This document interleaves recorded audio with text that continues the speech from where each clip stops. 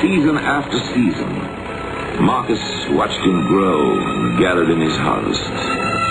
But of all the harvests his farm had grown, the most plentiful were his children, and he looked upon Jimmy as one of them. He seemed like a happy boy, not quite like the others perhaps, but not so remarkable either. A boy who liked his garden and was proud of the things he grew. A boy who liked to fool around with his little cousin Marky, who grew up to be his brother.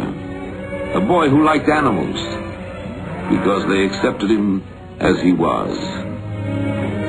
And they were gentle. And who had a dog he named Tuck for reasons of his own. But no boy is exactly what he seems. And Jimmy had his own secret world. He left only 3 doorways for us to look into it.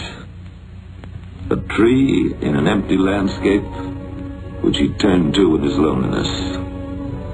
A mother's grave, which he turned to in his questioning and in his dreams. And a clipping he saved to trace the steps of his fulfillment. These are the needs, it says. The need for love and security. The need for creative expression. The need for recognition and self-esteem. He made this statue and he called it Self.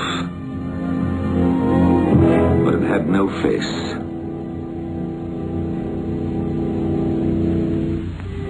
It seemed like something happened to Jimmy. He started pulling into himself and didn't share things with us anymore. But maybe that's just growing up.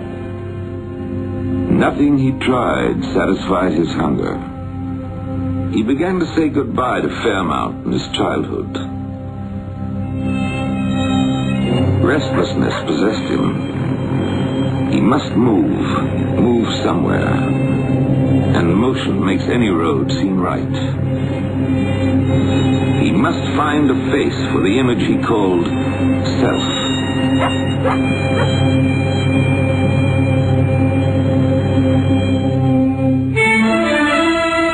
Every block in Los Angeles had more people in it than the whole town of Fairmount and all the farms around it put together.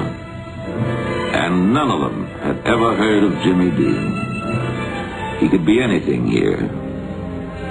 He looked down at the city and planned a strategy as he had often looked at a winter field and considered the crops he would grow.